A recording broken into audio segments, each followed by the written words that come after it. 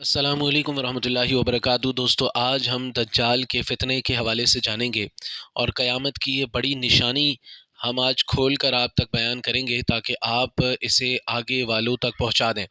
محدثین نے لکھا ہے کہ اپنے بچوں کو لازمی یہ سکھائیں بلکہ لکھوائیں تاکہ انہیں ہمیشہ یاد رہے۔ تو میری آپ لوگوں سے گزارش ہے، اس پورے واقعے کو غور سے سنیے گا اور اسے آگے بھی لازمی پہنچائیے گا۔ یہ ایک قیمتی واقعہ ہے، اسے آپ نے بھرپور خوبصورت انداز میں سننا ہے اور اسے آگے پہنچانا ہے۔ ابن ماجہ میں ہے کہ حضور نبی کریم صلی اللہ علیہ وسلم نے اپنے ایک خطبے کا کم و بیش حصہ دجال کا واقعہ بیان کرنے اور اس سے ڈرانے میں ہی صرف کیا، جس میں یہ بھی فرمایا کہ دنیا کی ابتدا سے لے کر انتہا تک کوئی فتنہ اس سے بڑا نہیں۔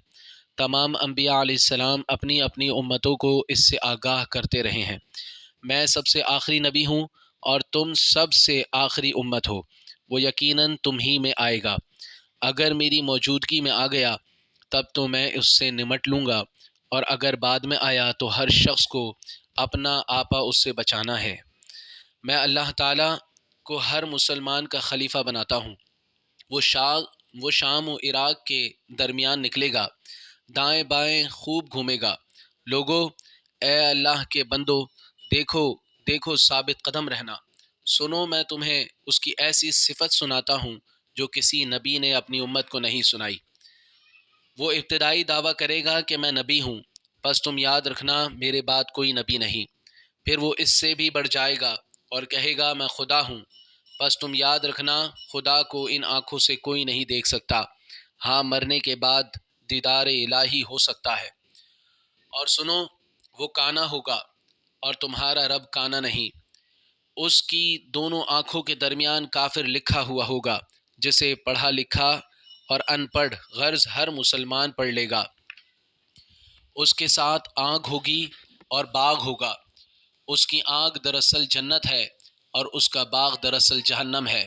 سنو، تم میں سے جسے وہ آگ میں ڈالے وہ اللہ تعالیٰ سے فریاد رسی چاہے اور سورہ کہف کی ابتدائی آیات پڑھے۔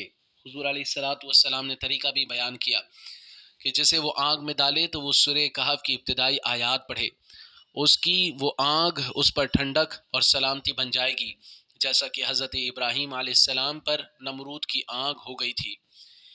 اس کا ایک فتنہ یہ بھی ہوگا کہ وہ ایک اعرابی سے کہے گا میں تیرے مرے ہوئے ماں باپ کو زندہ کر دوں، پھر تو مجھ پر ایمان لے آئے گا، تو مجھے رب مان لے گا؟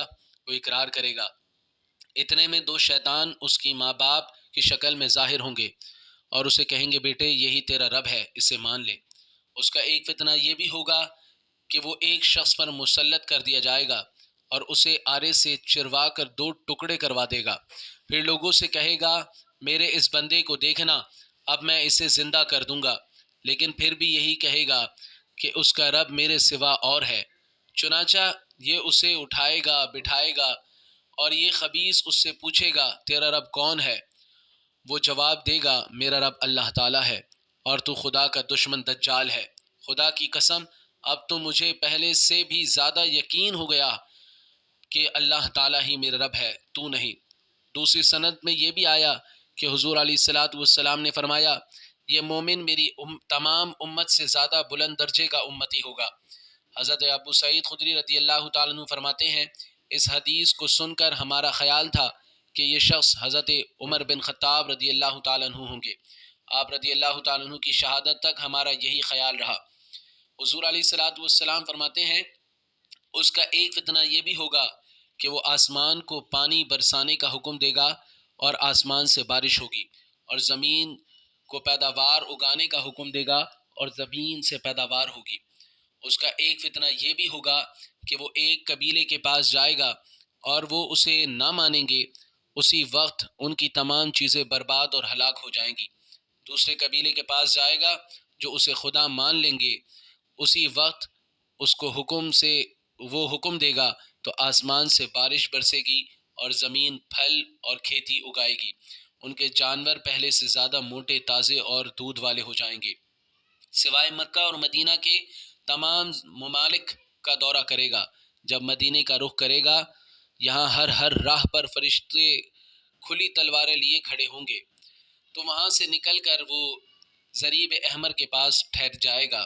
پھر مدینے میں 3 بوجھال آئیں گے، اس وجہ سے جتنے منافق مرد اور جس قدر منافقہ عورتیں ہوں گی وہ سب مدینے سے نکل کر اس کے لشکر میں مل جائیں گے، اور مدینہ ان گندے لوگوں کو اس طرح اپنے سے دور پھینک دے گا جس طرح بھٹی لوہے کے میل کچیل کو الگ کر دیتی ہے۔ اس دن کا نام یوم الاخلاص ہوگا۔ تو صحابی نے پوچھا، ایک صحابی نے، ام شریک رضی اللہ تعالی عنہ صحابیہ نے پوچھا، یا رسول اللہ صلی اللہ علیہ وسلم، اس دن عرب کہاں ہوں گے، یعنی عربی لوگ کہاں ہوں گے؟ فرمایا اولاً تو ہوں گے ہی نہیں، بہت کم، اور اکثریت ان کی بیت المقدس میں ہوگی۔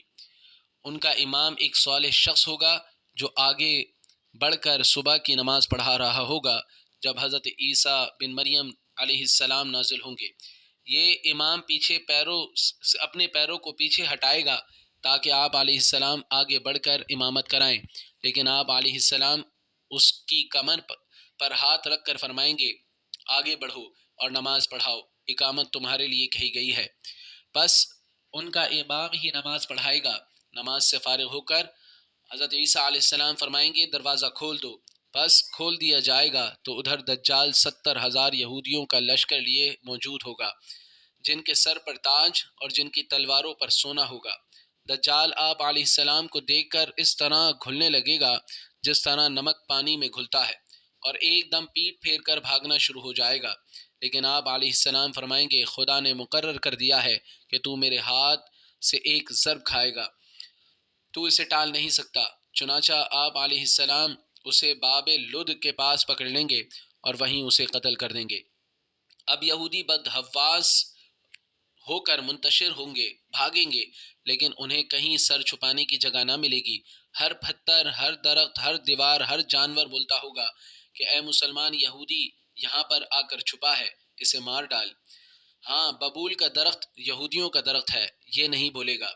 حضور علیہ السلام نے فرمایا، پھر حضرت عیسیٰ علیہ السلام میری امت میں حاکم ہوں گے، عادل ہوں گے، امام ہوں گے، با انصاف ہوں گے، سلیب کو توڑیں گے، خنزیر کو قتل کریں گے، جزیے کو ہٹا دیں گے، حسد بغض بالکل جاتا رہے گا، ہر زہریلے جانور کا زہر ہٹا دیا جائے گا، بچے اپنی انگلی سانپ کے منہ میں ڈالیں گے لیکن وہ انہیں کوئی ضرر نہ پہنچائے گا، شیروں سے لڑکے کھیلیں گے، نقصان شیر بالکل نہ پہنچائے گا، بھیڑیے بکریوں کے ریوڑ میں اس طرح پھریں گے جیسے رکھوالا کتا ہوتا ہے، تمام زمین اسلام اور اصلاح سے اس طرح بھر جائے گی جیسے کوئی برتن پانی سے لبالب بھرا ہوا ہو، سب کا کلمہ ایک ہو جائے گا، اللہ کے سوا کسی کی عبادت نہ ہوگی، لڑائی اور جنگ بالکل موقوف ہو جائے گی، زمین مثل سفید چاندی کے منور ہو جائے گی، ایک جماعت کو ایک انگور کا خوشہ پیٹ بھرنے کے لیے کافی ہوگا، ایک انار اتنا بڑا ہوگا کہ ایک جماعت کھائے اور سیر ہو جائے،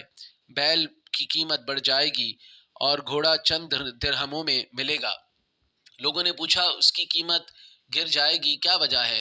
گھوڑے کی قیمت آخر کیوں گر جائے گی؟ تو فرمایا اس لیے کہ لڑائیوں میں اس کی سواری بالکل نہ لی جائے گی۔ دریافت کیا گیا کہ بیل کی قیمت کیوں بڑھ جائے گی؟ تو فرمایا اس لیے کہ تمام زمین میں کھیتیاں ہونی شروع ہو جائیں گی۔ دجال کا ظہور سے 3 سال بیشتر سخت قحط سالی ہوگی۔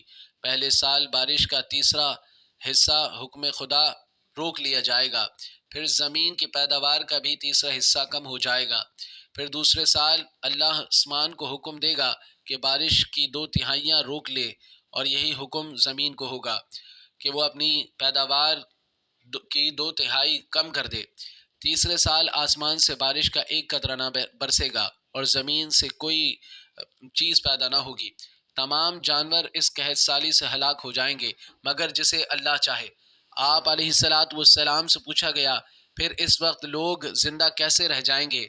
آپ علیہ السلام نے فرمایا ان کی غذا کے قائم مقام اس وقت ان کا لا الہ الا اللہ کہنا اور اللہ اکبر کہنا اور سبحان اللہ کہنا اور الحمدللہ کہنا ہوگا۔